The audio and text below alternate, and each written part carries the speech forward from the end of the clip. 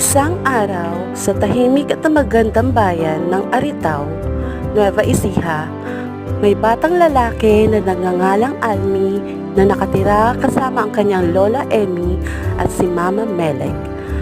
Mahilig si Almi pumunta sa ilog, magmasid sa mga isda na lumalangoy at makinig sa awit ng mga ibon.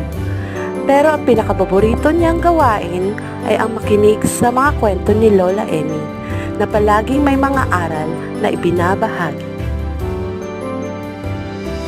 Isang hapon, nakita ni Almi si Lola Emmy na nakaupo sa ilalim ng kanilang paboritong puno ng mangga. May hawak na maliit na halaman ng kawayan.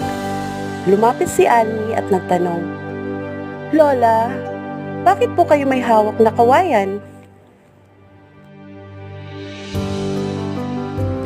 Ngumiti si Lola Emmy. "Apo, ang kawayan na ito ay parang tayo. Kita mo ba kung paano siya yumuyuko sa hangin pero hindi nasisira? May aral na hatid ang kawayan." Tinitigan ni Almi ang kawayan at nagtanong, "Anong aral po ang tinuturo nito, Lola?"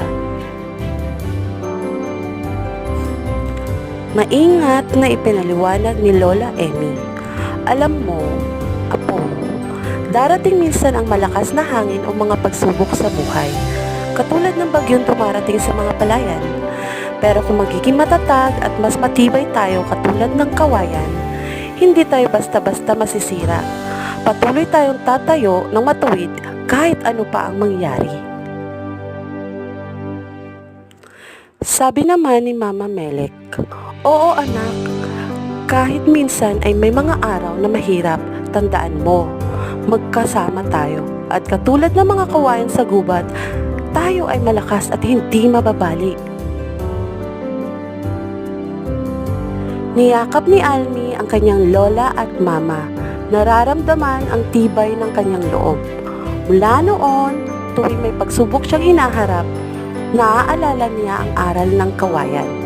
Ang maging matatag at patuloy na tumatayo ng matuwid kahit sa harap ng malakas na hangin. At sa palayan ng Aritaw, sa ilalim ng mainit na araw, patuloy na masayang namuhay si Almi kasama ng kanyang lola Emmy at si Mama Melek, katulad ng kawayan na kanilang hinahangaan.